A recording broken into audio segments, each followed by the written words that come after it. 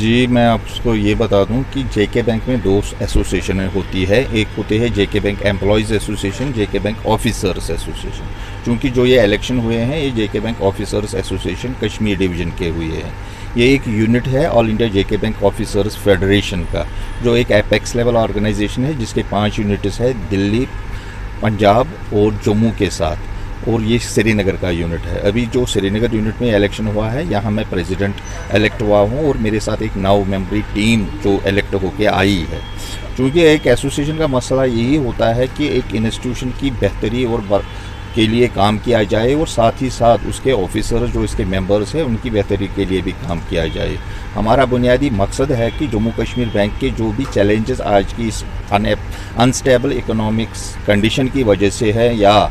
अभी transistor system upgradation हमारा हो रहा है उसमें चैलेंजेस बहुत है, तो हमारी ये कोशिश होगी कि मैनेजमेंट के साथ कोऑपरेट करके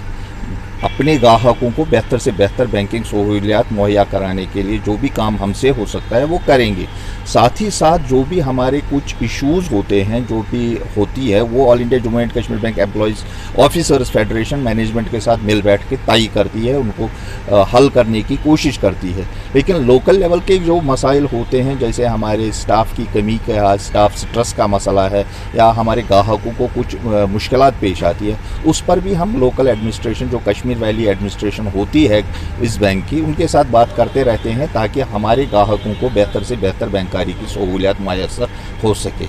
अभी आप प्रेसिडेंट बने हैं, इससे पहले कौन से ऐसे मसाइल थे जो आपको लगता है कि वो इग्नोर किए गए या जानबूझ के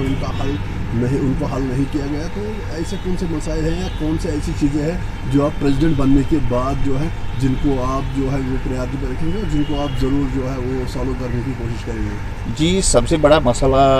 तो हमेशा बैंकिंग में तो मसले उभरते रहते हैं क्योंकि condition is change, economy of the country is changing. Privatisation का मसला एक नेशनल लेवल मसला है, हमारे कुछ और भी मसले हैं जो नेशनल लेवल पे हैं जहां हम एक दूसरे के साथ इख्तलाफ रखते हैं। लेकिन जो लोकल लेवल में हमारा सबसे बड़ा मसला अभी ये है वो बैंक लेवल का मसला है कि we are in a transition of upgrading of our system, जिस वजह से हमारे ग्राहकों को कुछ मुश्किलात हो रही है जिससे हमारी जो ऑफिसर बरादरी है इस बैंक की उन पर प्रेशर बढ़ा है क्योंकि सिस्टम इज़ बेसिकली उसमें कुछ इश्यूज़ हैं वो जो टाइम होने के साथ साथ उस पर हल होंगे क्योंकि ये अपग्रेडेड सिस्टम जो है ये बेहतर सिस्टम होगा, ये बैंकारी की सहूलियात को ग्राहकों के लिए एक अच्छा सा एक्सपीरियंस दे देगा। लेकिन अभी इसमें इश्यूज़ बहुत है जिसकी वजह से हमारे जो मेम्बरान हैं, हमारे जो ऑफिसर्स हैं वो उनकी स्ट्रेस लेवल हाई है और वो उनको काफ़ी देर तक काम करना पड़ता है, उनको काफ़ी मुश्किलात में क्योंकि सिस्टम प्रॉपरली फंक्शन कभी कभी नहीं करता है। लेकिन उस स्ट्रेस लेवल की वजह से हमारी एक और मसला ये होगा कि कारोबारी तबके के साथ भी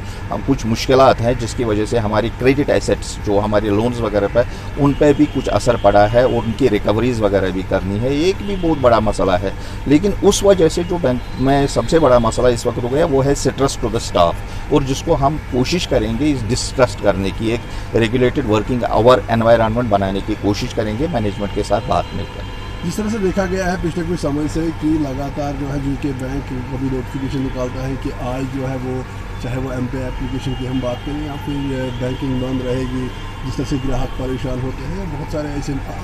अदर इश्यूज़ हैं जिनको लेके जो है वो कंज्यूमर अक्सर जो है वो कंप्लेंट करता रहता है। तो क्या आपका इस पर क्या कहना है, किस तरह से आप इसको आगे देखेंगे ताकि जो लोग हैं उनको वो सफ़र ना करें? देखिए, we are in a conflict area. यहाँ कभी कभी क्या है कि जो बैंकारी की सहूलियत आज के दौर में मोबाइल बैंकिंग के ज़रिए या नेट बैंकिंग के ज़रिए से मुहैया रहती है, लेकिन चूँकि we are in that part of a globe जहाँ ये अक्सर बेशतर कभी स्पीड कम हो जाती है नेट की, कभी कभी बंद हो जाता है नेट, और कभी कभी ऐसी कुछ चीज़ें सिक्योरिटी हिफाजती हिसार की वजह से कुछ चीज़ें ऐसी हो जाती है जिससे बैंक की कारी की ये सहूलियत जो हम अपने ग्राहकों को देना चाहते हैं वो मुतासर होती रहती है। ये उसी का नतीजा होता है, उसमें बैंक की टेक्नोलॉजी या बैंक की उस काम करने के तरीके का कोई ज़्यादा दखल नहीं रहता है। उससे ज़्यादा कि हमारी टेक्नोलॉजी सबसे आला है, जो जैसे बैंकारी की सहूलियत के लिए बाकी बैंक टेक्नोलॉजी इस्तेमाल करते हैं हम भी वैसी ही टेक्नोलॉजी करते हैं इस्तेमाल, उसी वेंडर से लेते हैं। लेकिन सबसे बड़ा मसला ये होता है कभी कभी यहाँ कनेक्टिविटी, लोकल कनेक्टिविटी या ओवरऑल कनेक्टिविटी ख़त्म हो जाती है